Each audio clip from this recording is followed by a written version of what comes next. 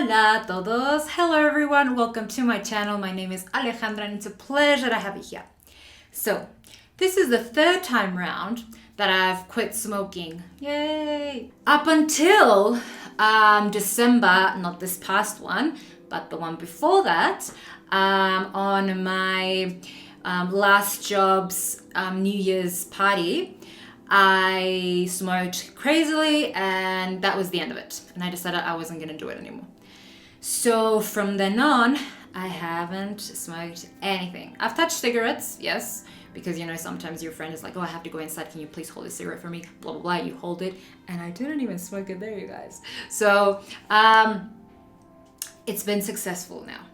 But there are things that I did consciously, very, very consciously, to get to the point where I am now. So I don't know what day it's today. Today is the 10th. Okay, so that would be 1 year, 1 month, and 5 days that have gone since I haven't smoked.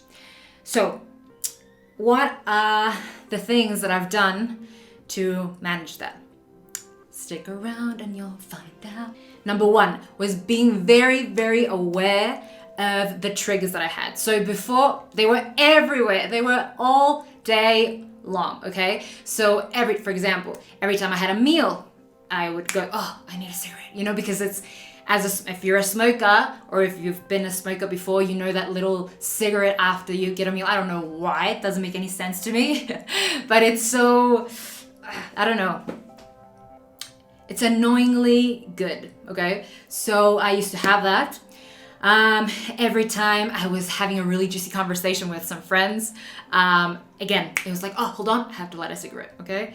When I went out and talked to my friends when I was in school or when I was in college, same thing. When I was stressed, same thing. When I was very happy, same thing. So it was just on and on and on. It was crazy. It was just too much, okay? I'm so sorry, lungs. And what I started to do was that I would change that. When I detected that craving, I would switch my necessity for tobacco onto something else. So for example, when I was having a meal and I finished my meal, immediately my brain would go, oh, I need a cigarette. But what I did was that I'm gonna, exchange this for probably a glass of water.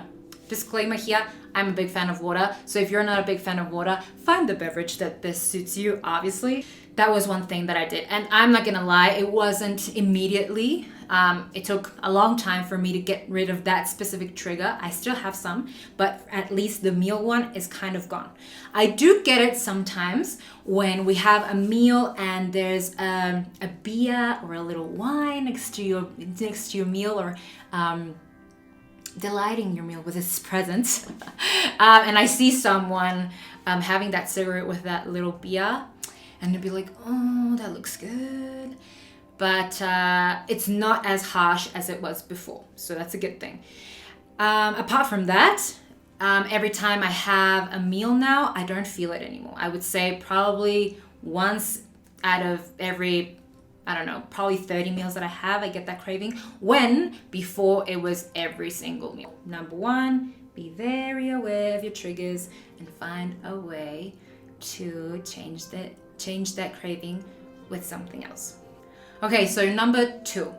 This one is very closely related to number one.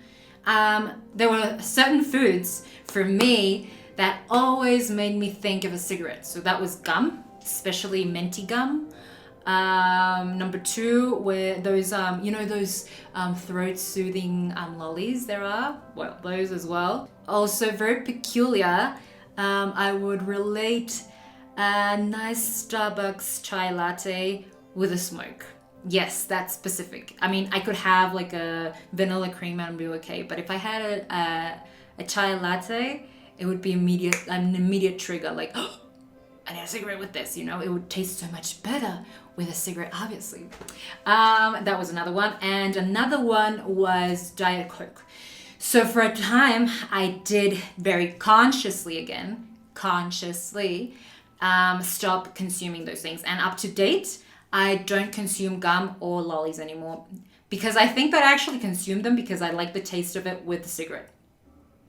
Ew, but that's true. I did. So, and now I can have a nice Starbucks chai latte, and I can have a Diet Coke, and it's fine, and I don't feel the craving anymore. But some time did have to pass before that happened, okay? So, number 2, avoid things that you know are going to get you to that place where you're just gonna have to crave it. Okay, so number 3. Oh, I have to do that again because I haven't said it. I started to physically feel the damages I was doing to myself, and that actually helped me on to quitting. Because what happened, this didn't happen the first time around, and it didn't happen the second time around. It happened until this third time. I would have chronic headaches and chronic nausea. And I kid you not, that was the one main thing that I did notice immediately after I quit. Probably like 2 weeks in, or if not, probably exaggerating a little bit, probably 1 week in. Those migraines, those little tiny migraines and headaches and the nausea went away completely, like 100%. Because of that, I was very conscious, I was very aware again that that was the cause of my headaches and my nausea, okay? So it was like, oh, that's interesting. So it was very clear to me that I was damaging my body, okay?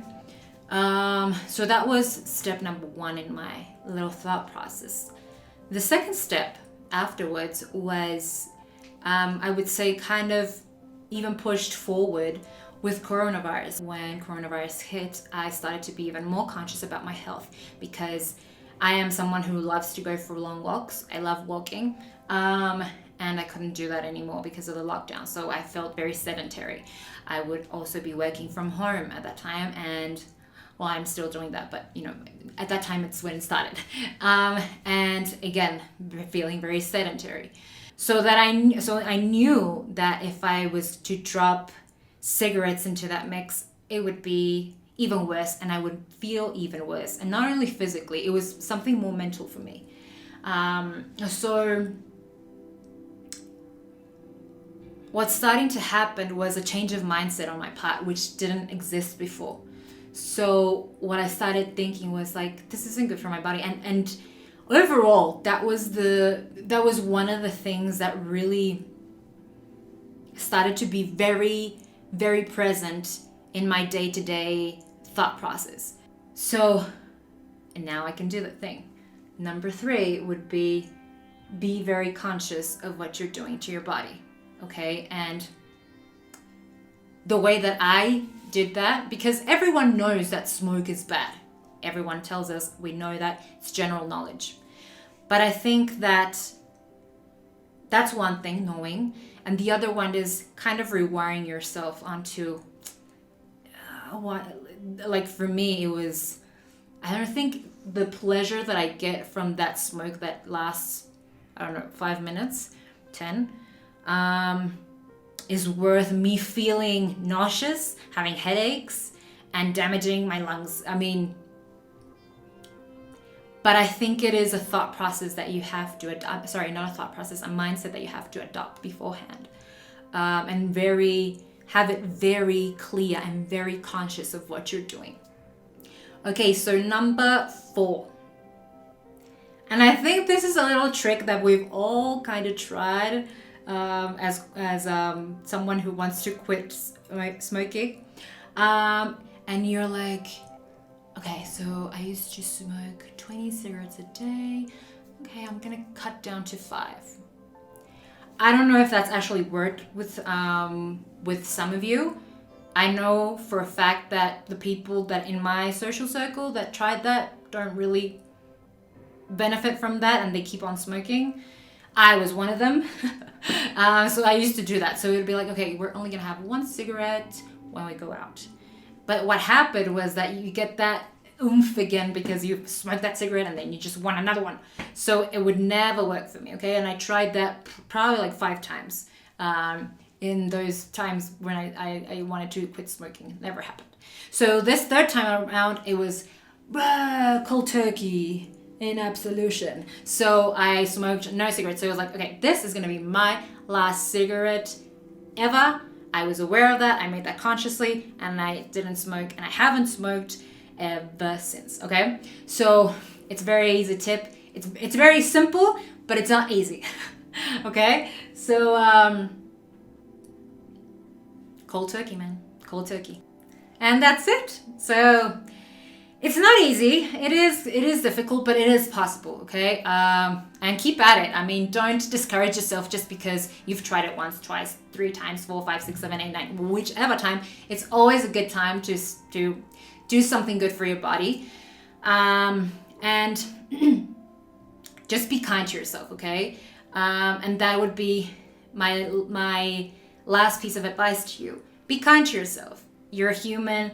You have cravings. You have bad habits. You pick them along the way. It's part of being human. But I think also being part of being human,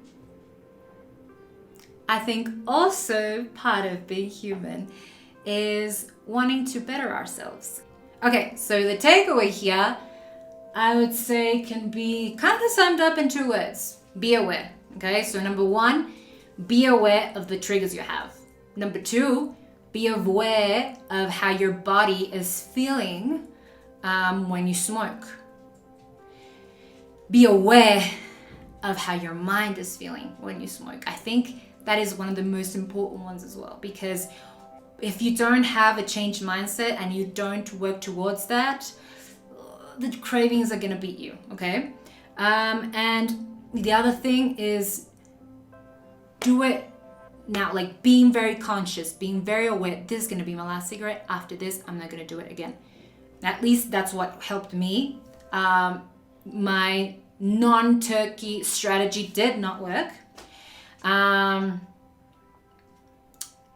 now I am feeling a lot more different in a good way compared to the first and the second time around that I tried to quit smoking. So give it a shot.